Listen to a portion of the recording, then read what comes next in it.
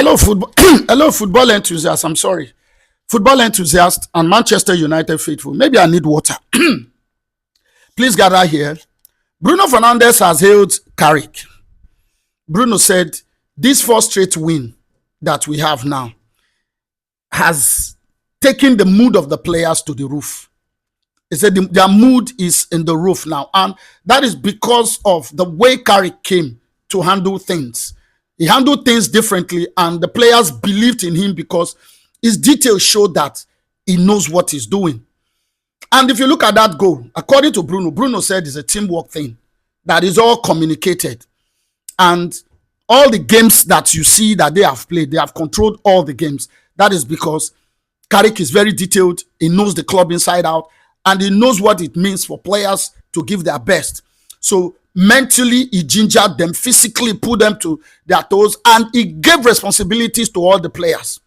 Take your own, take your own. This is what you should be doing on the pitch of play, and with and without the ball. So the details are very clear. So that winning changed everything for them, including their confidence, including their energy, and so on and so forth. And he said Carrick has lifted the mood in the camp. That is why we are seeing that all of them are playing well. It's no brainer.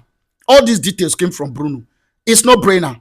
It's no brainer. Because I remember when I was in One Life, they invited me for One Life. Shout out to those guys. They invited me for One Life, and I met a coach there, a grassroots coach like myself.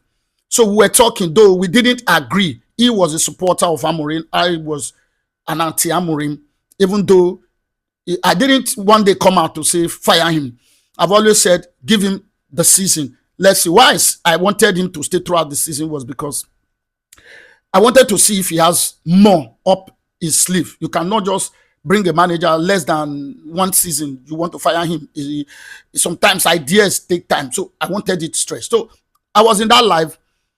The manager said he has won cups. He said so many things, which shows that himself too is a grassroots coach who has done well for himself because his CV speaks volume. So he was talking. He said the players are not good enough. That is why Amorim is not producing. This thing came when Amorim was still there. This live came when Amorim was still there. So I said, no, I don't agree that sometimes the system that you are bringing to player, like I was always saying it, that the system didn't fit the players. All of you can bear witness to that. So I took the same conversation to that place, and they said, no, these players are not of United standard. So I told him, I said, a world-class coach can make an average player look like a world-class. And a world-class player, I said, the way I coined it, I said, a bad system can make a world-class player look average, and a good system will make an average player look world-class. He said he agreed, but the players are not good enough. It's not Amorim's fault. So we were talking, and I put a question to him. I said, okay, you are a manager, right? He said, yes. That he won cups, he won this, he won that. I said, that's very good. I even clapped for him in the life because it's not easy. Managing grassroots football, Baba, I know it's not easy. They do everything. You understand? You do not get time to look at your position lineup. You not get time to get physiotherapists. You not get time to do all the work now they do. Now so it's not easy for us to do like that. So I clap for him for the cups and the rest that he has won. So for himself and his team. Then I asked him one simple question. I said, okay, now you are a manager. I'm not talking to a novice now. If you get to a team, what is the first thing you need to do? He stumbled. He didn't answer me. Maybe the question was not clear to him. I said, if you get to a team, for me, I said, and I put it to him so that he will understand where I'm coming from. I said, when I get to a team, the first thing I need to look at is the profile of players. I remember there was a team here I was managing before. I trained with them from there. They saw that I was good enough. They now made me the manager of the team. It's a local team here. So the first thing I needed to do was know their profile. After their profile, I started working on their paces, their mental strength, and the rest. So I left there to another team. So I said, if I get to a team, that is the first thing I will look at. And I put it to him, what will you look at? He said, is that same. Look at the profile of players, then look for a system to. I say exactly the mistake Amorim is making. So we all agreed on that very one. So that is the situation. So for me, I went further to tell them. I went further to tell them in that very life that Amorim is making mistakes.